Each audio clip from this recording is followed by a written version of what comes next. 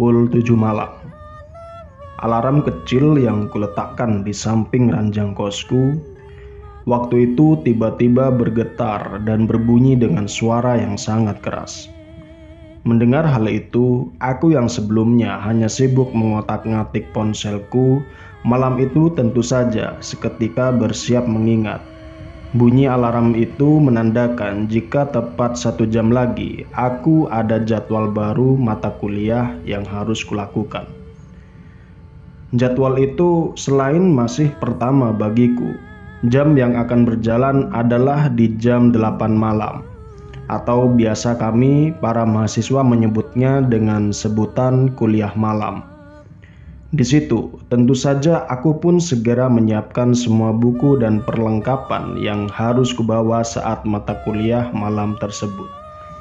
Dan tidak hanya itu, karena waktu itu aku malas untuk pergi mencari makan. Akhirnya aku pun memutuskan untuk hanya membawa roti yang nantinya akan kumakan di dalam kelas. Belum selesai aku mempersiapkan semua itu, tiba-tiba ponselku berbunyi dengan notifikasi yang menandakan jika saat itu Niken, salah satu teman kuliahku, ternyata sedang menghubungiku. "Halo Ken, ada apa?" ucapku sambil tanganku yang terus memasukkan satu persatu buku ke dalam tasku. "Aku nggak masuk ya Del, badanku sakit semua. Nanti kalau ada tugas kabarin aku ya," jawab Niken yang waktu itu terdengar seperti kurang enak badan. Mengetahui hal itu, aku pun sedikit kecewa karena aku pun tahu di kelas kuliah malam itu mahasiswa lain yang kukenal hanyalah Niken. Selain Niken, aku sama sekali tidak mengenal yang lainnya karena banyak dari mereka yang berasal dari jurusan yang berbeda denganku. Akhirnya aku pun berangkat dengan berjalan kaki menuju kampusku yang memang berjarak sekitar 200 meter dari tempat kos. Sepanjang perjalanan, tentu saja aku hanya diam sambil sesekali melihat bagaimana kondisi lingkungan yang waktu itu sedikit sepi dan tidak seperti biasanya. Dapat dilihat dari beberapa warung makan di pinggir jalan yang biasanya memang selalu terlihat ramai dengan para mahasiswa perantauan sepertiku. Malam itu terlihat berkurang pengunjungnya dengan hanya ada 1 atau 2 mahasiswa saja. Dan akhirnya tanpa mempedulikan semua itu, aku pun melanjutkan perjalananku menuju kampusku yang memang terletak persis di ujung jalan yang kulalui waktu itu. Singkat cerita, setelah beberapa lama kemudian, aku pun akhirnya sampai di gerbang utama kampusku yang malam itu terlihat sepi, dengan hanya ada Bapak Satpam yang sibuk menonton pertandingan bola. Aku menyapa ramah kepada Bapak Satpam itu dan juga sebaliknya, dan aku melanjutkan untuk berjalan. Setelah beberapa lama berjalan, aku seolah baru menyadari jika waktu itu keadaan kampusku juga benar-benar terlihat sepi dengan tidak ada siapapun yang terlihat warawiri. Aku pun seketika mempercepat langkah kakiku dengan pandanganku yang sesekali kuarahkan ke kanan dan ke kiri. Namun anehnya, setelah beberapa lama aku berjalan menyusuri jalanan yang ada di dalam area kampus. Tiba-tiba, aku dikejutkan dengan suara teriakan yang terdengar memanggil-manggil namaku dari kejauhan. "Adel, Adel." Mendengar hal itu, pandanganku pun teralihkan ke salah satu sudut yang ternyata malam itu adalah Siska yang sedang menyapaku. "Kamu mau kemana, Del?" "Aku ada jadwalnya Bu Farah." "Loh, sendirian? Di mana?" "Katanya sih di gedung 4, lantai 7, ruang di pojokan itu," ucapku sambil berhenti sejenak. Mendengar ucapanku, Siska yang sebelumnya terlihat tersenyum menyapaku malam itu tiba-tiba ia terlihat kaget dengan raut wajahnya yang seolah tidak percaya dengan apa yang barusan aku katakan. "Ah, yang bener, jangan sendirian kamu," sahut Siska sambil terlihat mempercepat langkah kakinya ke arahku. Namun karena waktu yang kurasa sudah semakin mepet, aku pun akhirnya memutuskan untuk pergi meninggalkan Siska karena aku takut ketinggalan mata kuliah yang sepertinya sudah akan dimulai itu. Nanti aja ya sis, kalau udah pulang aku main ke kosmu. Sekarang aku buru-buru. Ya udah ya. Jawabku karena aku menganggap akan terlambat jika aku harus mengobrol dengan Siska terlebih dahulu. Siska yang sebelumnya berjalan ke arahku pun tiba-tiba terlihat berhenti dengan tetap menatap ke arah wajahku dengan tatapan yang sepertinya keheranan. Dan singkat cerita, setelah aku pergi meninggalkan Siska, malam itu aku pun melanjutkan langkahku menuju ke arah gedung yang memang terletak di bagian paling ujung kampusku. Di situ aku sedikit mempercepat langkahku karena waktu yang saat itu sudah semakin mepet. Hingga akhirnya tepat pukul 8 malam, aku pun sampai di gedung tujuanku dan mulai menaiki tangga satu persatu untuk menuju lantai paling atas, yaitu lantai 7, yang dimana di lantai itulah mata kuliahku akan dilakukan. Malam itu di lantai kedua, 3, dan 4, aku masih melihat adanya beberapa mahasiswa lain yang terlihat masih nongkrong dan ada juga yang terlihat berjalan turun. Namun anehnya, ketika aku sampai di lantai 5, keadaan gedung waktu itu sudah benar-benar terlihat sangat sepi. Lampu penerangan yang terlihat ada beberapa yang mati, ditambah hawa dingin yang terasa menghampiri. Membuatku waktu itu memang sempat berpikir jika sepertinya aku tidak seharusnya berada di gedung ini. Dan dengan mencoba terus berpikiran positif, akhirnya aku pun melanjutkan langkahku hingga ke lantai 6. Suasana lantai 6 bisa dibilang tidak berbeda dengan lantai 5 sebelumnya. Hawa yang semakin dingin dengan pandangan yang semakin gelap membuat langkah kakiku yang sebelumnya cepat, waktu itu perlahan seketika kupelankan. Dan untungnya meskipun suasana lantai 6 terlihat sangat mencekam, waktu itu aku masih melihat adanya ibu-ibu yang terlihat dari kejauhan sedang menyapu lantai dengan posisi tubuhnya yang sedikit menunduk layaknya orang bungkuk. Perasaanku pun sedikit lega, yang akhirnya aku pun dengan mantap melanjutkan langkahku menaiki tangga menuju ke arah lantai puncak, yaitu lantai 7. Namun anehnya sesampainya aku di lantai 7, aku seketika terkejut bukan main, karena saat itu keadaan lantai 7 benar-benar sepi dengan tidak adanya satupun lampu yang terlihat menyala menerangi. Dan tidak hanya itu, selain sepi, kondisi lantai 7 itu sangatlah kotor, seolah-olah tidak pernah digunakan untuk kegiatan belajar mengajar. Hal itu tentu saja dapat terlihat dari meja dan kursi di setiap ruangan kelas yang masih terlihat berantakan dan ditambah kaca-kaca yang juga ada yang terlihat pecah tidak karuan. Aku pun seketika menghentikan langkahku dengan perasaan yang mulai campur aduk. Karena selain kebingungan, waktu itu aku juga mulai perlahan ketakutan. Waduh, kok serem gini sih? Pasti aku salah informasi, pikirku dalam hati sambil aku yang mulai mengeluarkan ponsel untuk menghubungi Niken. Namun anehnya belum selesai aku berusaha menghubungi Niken, malam itu tiba-tiba aku dikejutkan dengan suara langkah kaki menaiki tangga yang terdengar dari bawah dan menuju ke arah lantai tempatku berdiri. Mendengar hal itu, aku pun sedikit terkejut sambil terus menatap ke arah ujung tangga dengan perasaan yang penasaran. Siapakah sumber suara langkah kaki yang kudengar itu? Hingga akhirnya setelah beberapa saat kemudian, aku pun melihat adanya beberapa laki-laki dan perempuan yang terlihat sampai di lantai itu.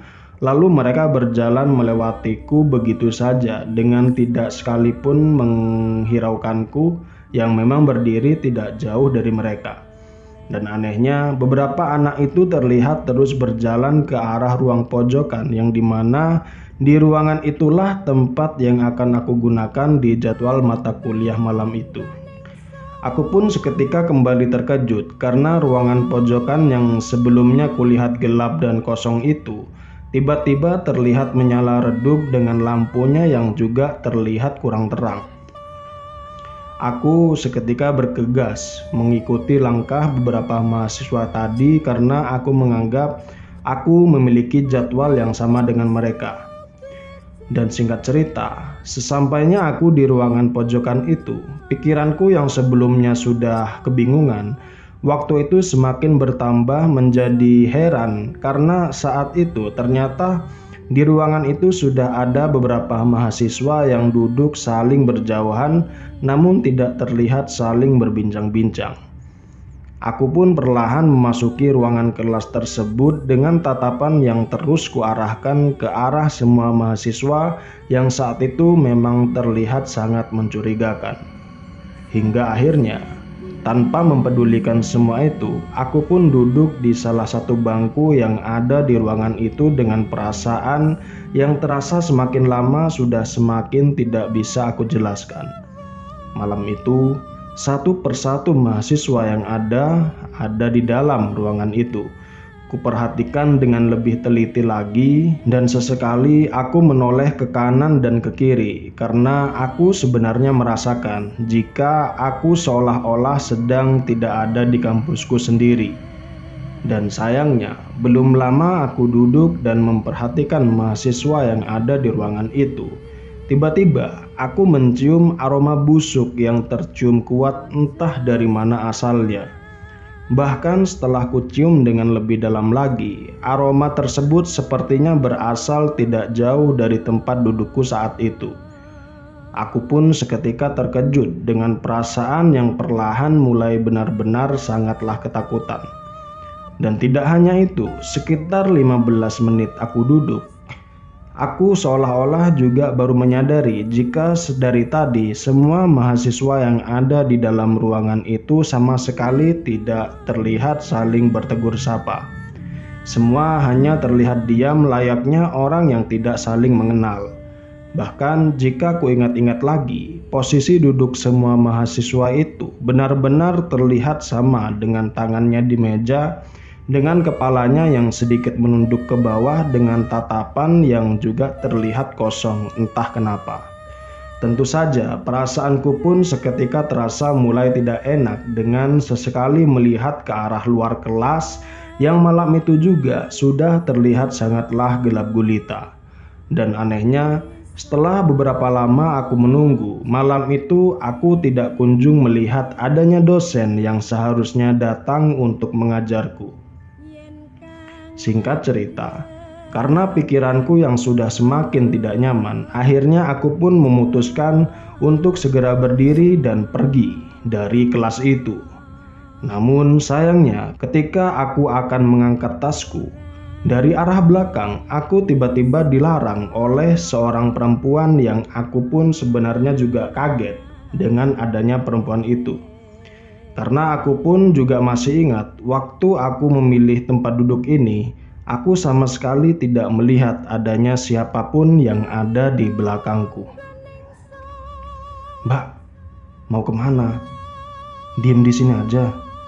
Nanti kalau Mbak keluar mereka ngikut," ucap perempuan itu yang setelah kulihat lagi, perempuan itu sepertinya seumuran denganku. Aku pun kembali kebingungan dengan apa yang sebenarnya sudah dia katakan. "Hah? Maksudnya? Kamu sejak kapan ada di sini?" "Shh, pelan-pelan aja Mbak. Nanti mereka tahu kalau Mbak bukan temennya." Aku pun seketika duduk kembali dengan perasaan yang sedikit lega karena waktu itu aku sudah mendapat teman untuk mengobrol. "Mbak baru pertama kali ya?" "Iya Mbak, di semester ini. Aku ada mata kuliah tambahan." "Mbak diem aja ya." Aku pun seketika menoleh ke kanan dan ke kiri sembari melihat apa penyebab perempuan tadi bilang dan menyuruhku untuk diam. "Mbaknya nggak apa-apa," ucapku karena saat itu aku melihat tingkah perempuan tersebut tiba-tiba terlihat aneh. seolah-olah dia sedang melihat sesuatu. Hingga akhirnya, karena ucapanku yang tak kunjung mendapatkan jawaban, aku pun akhirnya tidak menghiraukan perempuan itu dan kembali duduk diam sambil menunggu kedatangan dosen pengajar yang sudah hampir sekitar 1 jam lamanya dosen itu tidak datang. Wah, kok lama banget sih? Jangan-jangan dosennya nggak datang. Mending tanya ke mbak-mbak yang di belakang tadi ah. Pikirku dalam hati sambil tubuhku yang seketika menoleh ke arah belakang. Namun anehnya, ketika aku menoleh ke arah belakang, malam itu aku tidak lagi melihat adanya perempuan yang sebelumnya mengobrol denganku. Kondisi di belakangku malam itu benar-benar kembali kosong dengan hanya ada 1 meja dan kursi yang terlihat kosong tidak berpenghuni. Mengetahui hal itu, jantungku seketika berdetak kencang dengan rasa takut yang sudah semakin tidak bisa aku ungkapkan. Dan karena perasaan yang sudah semakin tidak nyaman, akhirnya aku pun memutuskan untuk keluar dari kelas tersebut sembari tubuhku yang bergetar hebat karena ketakutan. Di situ, ketika aku masih berjalan keluar dari kelas, para mahasiswa yang sebelumnya hanya duduk diam, malam itu mereka semua terlihat menoleh ke arahku dengan tatapan yang terlihat sangat dingin tanpa ekspresi. Dan tidak hanya itu, bersamaan dengan itu aku tiba-tiba mendengar suara tangisan yang terdengar pilu dari arah dalam kelas itu yang aku pun tidak tahu di mana sumber suara itu. Aku pun semakin mempercepat langkah kakiku untuk segera keluar dari kelas meski dengan sesekali kakiku terbentur meja dan kursi yang saat itu memang masih tertata dengan sangat rapi. Dan anehnya, ketika aku keluar dari kelas itu, perasaan yang sebelumnya sudah sangat ketakutan malam itu bertambah menjadi bingung. Karena asal kalian tahu, ketika aku keluar dari kelas itu, aku tiba-tiba sudah berada di ruangan gudang kampus yang posisinya terletak di pojok area kampus. Bahkan jika ditarik garis lurus antara gedung tempat yang kudatangi dengan gudang tempat aku keluar waktu itu, jaraknya benar-benar melenceng sekitar 100 meter jauhnya. Padahal nyatanya, masih sangat kuingat dengan sangat jelas jika sebelumnya aku berjalan dan memasuki gedung lantai 7 yang memang seharusnya tidak berada di sini, di tempatku keluar ini. Tubuhku seketika lemas karena gudang tempat aku keluar malam itu adalah gudang kampus yang memang sudah lama tidak digunakan. Dan tidak hanya itu, ketika aku keluar malam itu, waktu di ponselku sudah menunjukkan pukul 2:30 pagi. Yang pada kenyataannya ketika aku di dalam kelas tadi aku merasa masih kurang lebih sekitar 1 jaman saja. Perasaanku sudah tidak lagi bisa kutahan. Rasa takutnya malam itu sudah tidak bisa lagi kuceritakan. Aku berlari sambil menangis terseduh-seduh sembari berteriak meminta pertolongan. Hingga akhirnya setelah beberapa lama berlari, teriakanku pun terdengar oleh satpam di kampusku. Di situ aku pun seketika dibawa ke pos utama dan aku mulai menceritakan apa yang sudah aku alami barusan. Dan singkat cerita, setelah aku selesai menceritakan semuanya, satpam kampus terlihat hanya tersenyum tanpa menanggapi sedikit pun tentang kejadian yang baru saja menimpaku. Bahkan jika dilihat kembali, Pak Satpam seolah sudah tahu jika kejadian seperti yang kualami itu adalah kejadian yang sudah biasa. Ya sudah, mbaknya langsung balik aja ya mbak, gak usah dipikirin. Lain kali kalau ada jadwal kuliah malam, jangan berangkat sendiri ya, ucap Pak Satpam sambil mempersilakanku agar kembali ke kos. Hingga akhirnya setelah kejadian itu, aku benar-benar trauma dan sempat tidak berani pergi ke kampus lagi hingga beberapa hari karena rasa takut yang masih saja melimuti. Awalnya aku memang tidak menceritakan kepada siapapun tentang kejadian itu. Namun, karena semakin lama aku khawatir jika ada mahasiswa lain yang bernasib sama sepertiku, akhirnya aku pun sedikit menceritakan kejadian itu kepada beberapa rekanku agar mereka lebih berhati-hati lagi jika berada di area kampus, terutama di malam hari. Kini, setelah aku lulus dari universitas itu, semua cerita tersebut menjadi sebuah cerita tersendiri bagiku yang tentu saja tidak akan pernah bisa aku lupakan selama hidupku.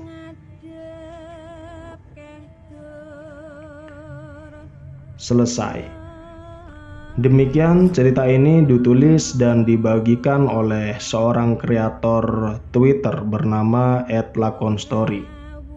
Cerita ini cukup menarik tentang pengalaman seseorang di kampus dan pengalaman horornya selama menjalani kuliah malam. Dan untuk cerita singkat malam ini, semoga kalian mendapat hikmah dan pesan yang bisa kalian terapkan apabila kamu seorang mahasiswa yang sedang kuliah, dan terlebih jika kalian ada jadwal malam dalam kuliahnya. Dan terima kasih untuk kamu yang sudah mendengar cerita ini dari awal hingga akhir. Dan saya memohon maaf apabila dalam sajian cerita ini ada kata-kata yang kurang berkenan di hati kalian. Semoga cerita ini dapat menemani waktu istirahat kalian dan tidur kalian. Saya Udin, host dari podcast Horor Sendirian. Terima kasih.